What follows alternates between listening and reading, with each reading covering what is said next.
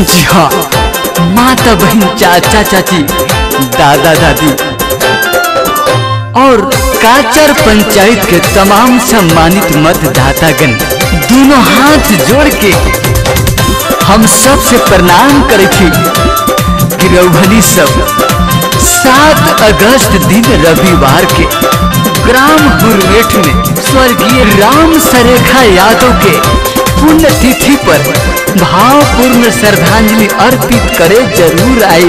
रउभनी सादर आमंत्रित ही। सुना सुना भैया बहिनी, सुना चाचा चाची हो। याद रखिए भैया 7 अगस्त के हुरमेठ में जरूर रहिया। सुना सुना भैया बहिनी, सुना चाचा चाची हो।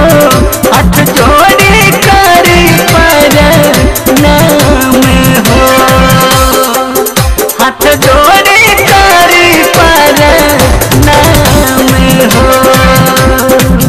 राम सरेखा भैया गरीब के मसीहा रहले, हमनी ला दे दिहले जाने हो।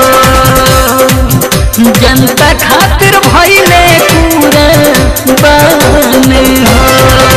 स्वर्गीय राम सरेखा यादव के पुत्र अनिल कुमार यादव हमनी के सेवा में सुख दुख में हर समय तैयार बने। उनका धर्म पत्नी वर्तमान मुखिया उर्मिला देवी भी सेवा में खड़ा बारी। जनता के आस बन के रग रग में सांस बन के, जनता के जितले विश्वास हो।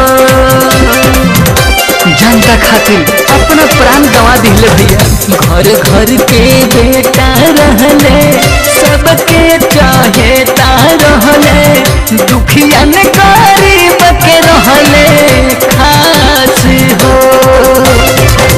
7 अगस्त भैया रहा हुरमेठ हो, दिनवा पड़ेला रविवार हो। भावपूर्ण श्रद्धांजलि दिया हो। सरेखा भैया के सपना सजइहा हो। किसी भी प्रकार के ऑडियो वीडियो एवं प्रचार गाना बनवाने के लिए संपर्क करें Deepti music recording studio, Saredi road, Chhatarpur, Palamu, Jharkhand. हमारा कॉन्टेक्ट नंबर है 62 028 036 84 और व्हाट्सएप नंबर है 95 25 13 46 79।